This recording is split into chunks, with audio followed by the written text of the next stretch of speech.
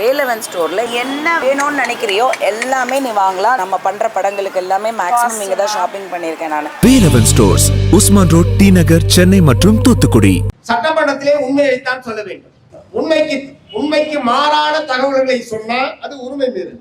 இப்ப அமைச்சர் செங்கோட்டையன் சொன்னது உண்மையா அல்லது மாவட்ட ஆட்சித்தலைவர் சொன்னது உண்மையா? செங்கோட்டையன் சொன்னது உண்மைக்கு மாறானது, தவறானது என்று சொன்னால் அவர் மீது உரிமை மீறல் நடவடிக்கை எடுப்பதற்கு தமிழ்நாடு சட்டப்பேரவை சபாநாயகர் அவர்கள் நடவடிக்கை எடுக்க வேண்டும். உரிமை மீறல் நோட்டீஸ் கொடுக்கணும். முதல்ல நாட்டு இது எங்க பிரச்சனை இல்லை. ஒரு மாவட்ட ஆட்சித்தலைவரும் சம்பந்தப்பட்ட துறை அமைச்சரும் மாறி மாறி வேறுபட்ட தகவல்களை நாட்டு மக்கள் முன்னால் தெரிவித்துக் கொண்டிருக்கிறார்கள். எது உண்மை என்கிற தகவல் தமிழ்நாட்டு மக்களுக்கு தெரியப்படுத்த வேண்டியது உங்களுடைய பொறுப்பு. ஆகவே உரிய விசாரணை நடத்தி அமைச்சர் செங்கோட்டையன் அவர்கள் தவறான தகவலை சட்டப்பேரவையில் தெரிவித்திருந்தால் அவர் மீது நடவடிக்கை எடுங்க. மாவட்ட ஆட்சித்தலைவர் பொய்யான அறிக்கையை தமிழ்நாடு அரசுக்கு அனுப்பி இருக்கிறார் என்று சொன்னால் மாவட்ட ஆட்சித்தலைவர் மீது நடவடிக்கை எடுங்க. அதுதான் நாங்க கேட்கிறோம். நீங்க சொன்னதுல இருந்தா நாங்க பூரா பேசிட்டு இருக்கிறோம். நாங்களா இட்டு கட்டி இதை செய் அதை செய்யு சொல்லல. அதே மாதிரி நம்ம பீமராவ் சொன்ன மாதிரி நான் என்ன கேட்க விரும்புறேன், வட்டாட்சியரா இருக்கட்டும் மாவட்ட ஆட்சியரா இருக்கட்டும், அவங்க எல்லாம் பொதுமக்களுடைய சர்வெண்ட். என்னமோ அந்த சேர்ல போய் உட்கார்ந்தோம்னா வாரளாவிய அதிகாரம் தங்களுக்கு இருப்பதை போல கருதி கொண்டு உள்ள வரக்கூடாது, இத்தனை மணிக்கு தான் வரணும், இத்தனை மணிக்கு தான் போகணும். அது இந்த வட்டாட்சியர் என்ன போர்டு வச்சிருக்காரா, மத்தியானம் 12ல இருந்து 1 மணிக்குள்ளதான் பார்க்கணும். அவர் சொன்ன மாதிரி 3 நாள் மட்டும் வாரத்துல. ஏன் 1:05க்கு வந்தா என்ன தாலுகா ஆபீஸ் இடிஞ்சு விழுந்துருமா? இல்ல உன்னுடைய மக்கள் சேவையில ஏதாவது பாதிப்பு ஏற்பட்டுருமா? 1ல இருந்து 12ல இருந்து 1 மணி வரைக்கும் தான். இரண்டாவது, சம்பந்தப்பட்டவர் தான் வரணும். பிரச்சனை யாருக்கோ அவர் மட்டும்தான் உள்ள வரணும். கம்யூனிஸ்ட் செயலாளர் உள்ள வரக்கூடாதான். நீயா இன்னொருத்தருக்காக நீயா வர்ற? எங்க வேலையே அதாயா, மற்றவர்களுக்காக போராடுவது, மற்றவர்களுக்காக போறது, மற்றவர்கள் பிரச்சனையில போய் தலையிட்டு உங்களை மாதிரி ஆள்லாம் அத்து வேறு ஆணி வேற அம்பலப்படுத்துறது, இதுதானே எங்க வேலை. அது என்ன நீ சொல்ல, நீயா வந்த? நாங்க தான் வருவோம். கலெக்டர் ஆபீஸா இருந்தாலும், தலைமைச் செயலமாக இருந்தாலும், வட்டாட்சியர் அலுவலகமாக இருந்தாலும் நாங்கள் தான் வருவோம். கம்யூனிஸ்டுகள் தான் வருவோம். யார் பாதிக்கப்பட்டாலும் நாங்கள் வருவோம். எங்களுடைய வருகையை உங்களால் தடுத்து நிறுத்த முடியாது. நீ வேணா போர்டை மாத்திக்க, நீ வேணா டயத்தை மாத்திக்க, நாங்க வருவோம்.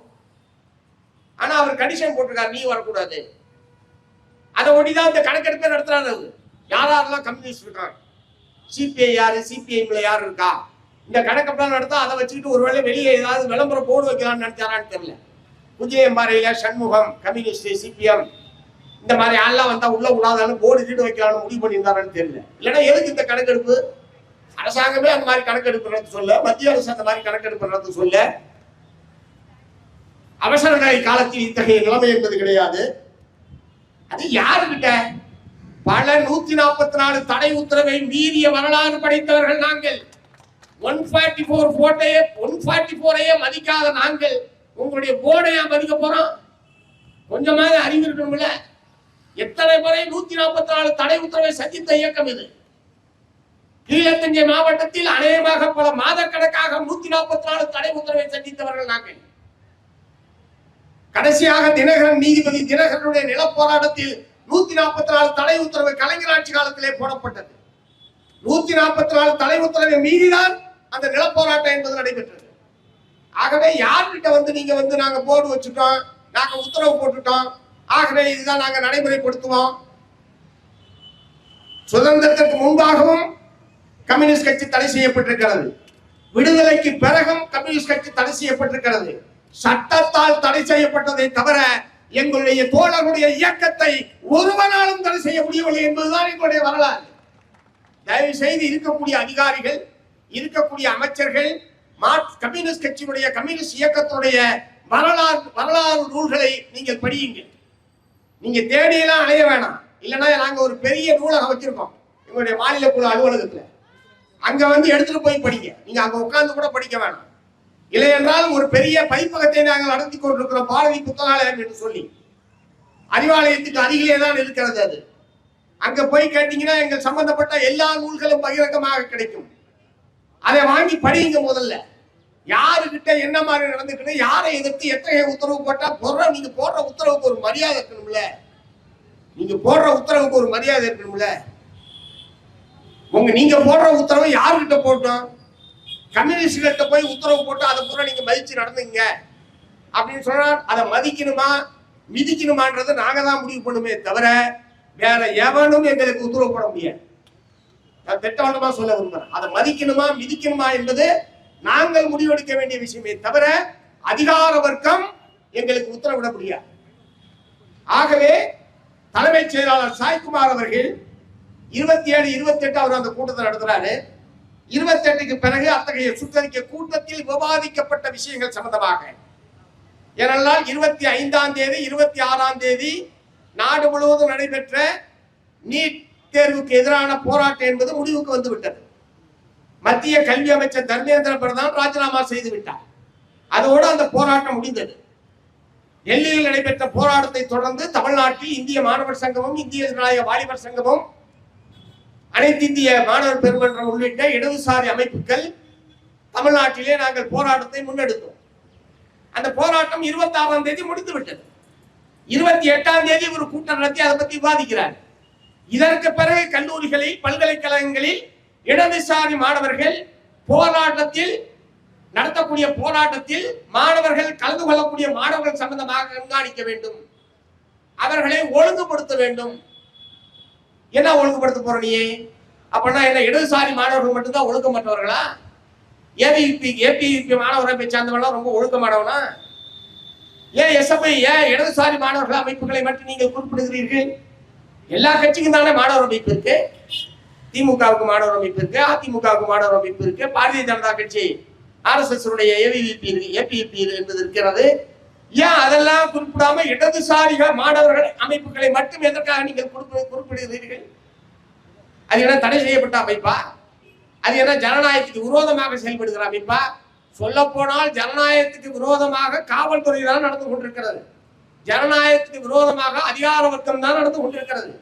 நாங்கள் ஜனநாயக பூர்வமாக போராடுகிற உரிமை அரசியல் சாசனம் வழங்கி இருக்கிறது என்கிற முறையில் எங்களுடைய மாணவர்கள் இளைஞர்கள் போராடுகிறார்கள்.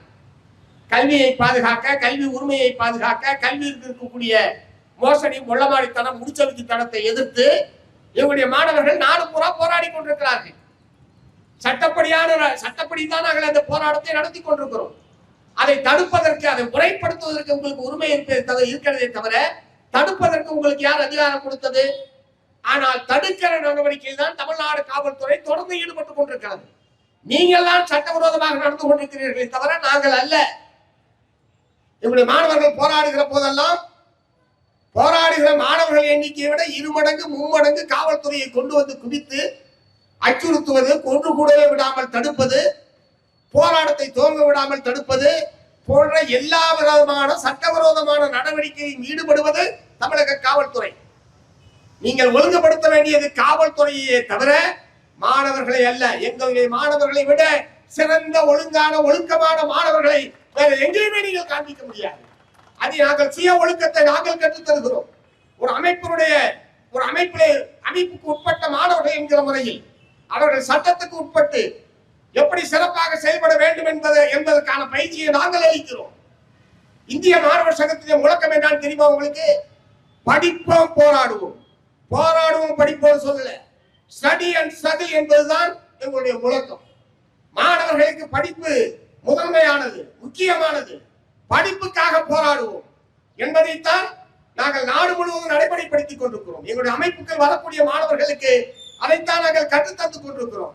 அத்தகைய மாணவர் அமைப்பை சார்ந்தவர்களை பார்த்து அவர்களுக்கு ஒழுக்கத்தை கட்டித்தர வேண்டும், போராட்டத்தை ஈடுபடுபவர்களை கண்காணிக்க வேண்டும் என்று சொல்லி ஒரு தலைமைச் செயலாளர் தலைமையிலான குழு சுற்றறிக்கை அனுப்புகிறது என்று சொன்னால் இது எப்படி அவ்வளவு சுலபமாகவும் யதார்த்த பூர்வமானது தெரியாமல் நடந்துவிட்டது என்று எப்படி நாங்கள் எடுத்துக்கொள்ள முடியும்?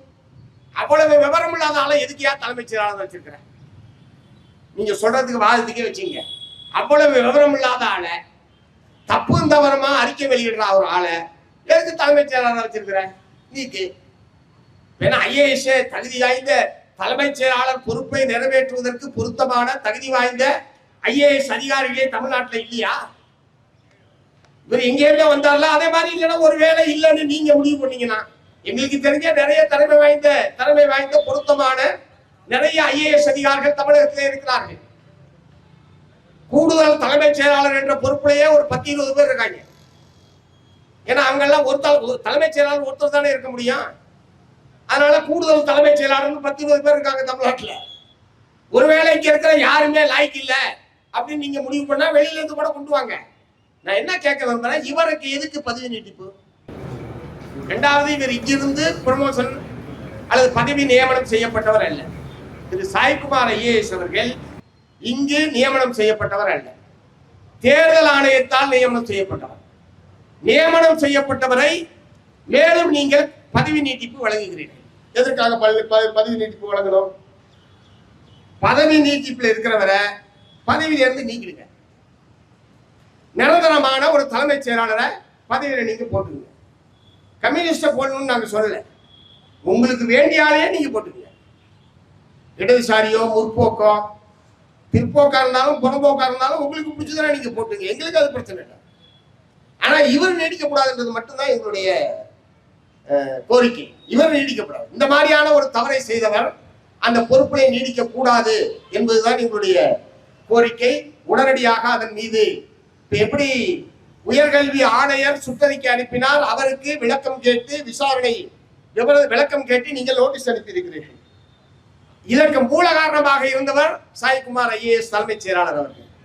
அவருக்கு நீங்க முறைப்படியே நடவடிக்கை எடுங்க. நாங்களாம் எடுத்த கவிழ்த்தெல்லாம் நடவடிக்கை எடுக்கிறத தொழிலாளி மீது அப்படி நடவடிக்கை எடுத்தாவே நாங்க விட மாட்டோம், நாங்க ஒத்துக்க மாட்டோம். அதனால எடுத்த கவிழ்த்தெல்லாம் நடவடிக்கை எடுக்கலாம் நான் சொல்ல.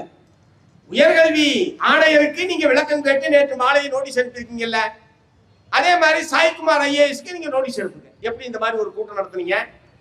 ஏனால் என்னிடம் பேசக்கூடிய அமைச்சர்கள் எங்களுடைய கவனத்துக்கு வராமல் இது நடந்து விட்டது என்றுதான் அவர்கள் சொல்லுகிறார்கள். நான் அதனாலதான் பேட்டியில கூட சொன்னேன், அப்ப அதிகாரிகள் தன்னிச்சையாக தானடித்த முப்பாக செயல்படுகிறார்களா? தமிழ்நாடு அரசாங்கத்தின் கட்டுப்பாட்டில் அதிகாரிகள் இருக்கிறார்களா? அதிகாரிகளின் கட்டுப்பாட்டில் தமிழ்நாடு அரசாங்கம் இருக்கிறாங்க. சிம்பிள் கேள்வி. இதற்கு பதில் சொல்ல வேண்டியவர் நம்முடைய மாண்புமிகு முதலமைச்சர் அவர்கள். என்னுடைய கட்டுப்பாட்டில் தான் தமிழ்நாடு இருக்கிறது, என்னுடைய கட்டுப்பாட்டில் தான் தமிழ்நாடு அரசு அதிகாரிகள் இருக்கிறார்கள். ஆகவே நாங்கள் இது போன்ற தவறு என்பது இது நடந்து விட்டது, இனிமேல் நடக்காமல் பார்த்துக் கொள்கிறோம் என்று தன்னிலை விளக்கம் கொடுக்க வேண்டியவர் தமிழ்நாடு முதலமைச்சரை தவிர வேற யாரும் கிடையாது. ஆகவே இந்த பிரச்சனையில் காரணமானவர்கள் மீது நடவடிக்கை எடுங்க, அவ்வளவுதான் எங்களுடைய கோரிக்கை. அதுக்காக தான் இந்த ஆர்ப்பாட்டம். ஆனால் உங்களுடைய சுற்றறிக்கையோ உங்களுடைய சட்டங்களோ விதிமுறைகளோ அவையெல்லாம் எங்களை அதன் காரணமாக நாங்கள் அதுக்கு நாங்கள் உட்படுத்திக் கொள்வோம் என்றெல்லாம் நீங்கள் கருத வேண்டிய அவசியம் இல்லை. எங்களுடைய பணி என்ன, எங்களுடைய செயல்பாடு எப்படி இருக்க வேண்டும் என்பதை நாங்கள் தான் தீர்மானிப்போம். கம்யூனிஸ்டுகள் நாங்கள் தான் தீர்மானிப்போம், நீங்கள் எங்களுக்கு உத்தரவிட முடியாது. ஆகவே தவறு செய்த வட்டாட்சியர், தவறு செய்த தமிழ்நாடு அரசுடைய தலைமைச் செயலாளர், இவருடைய உத்தரவை ஏற்று உயர்கல்வித்துறை செயலாளரை எல்லா பல்கலைக்கழகத்துக்கும் ஒரு சுற்றறிக்கை அனுப்பியிருக்காங்க. எல்லா பல்கலைக்கழகங்களுக்கும் அது இன்னும் திரும்ப பெறப்படவில்லை.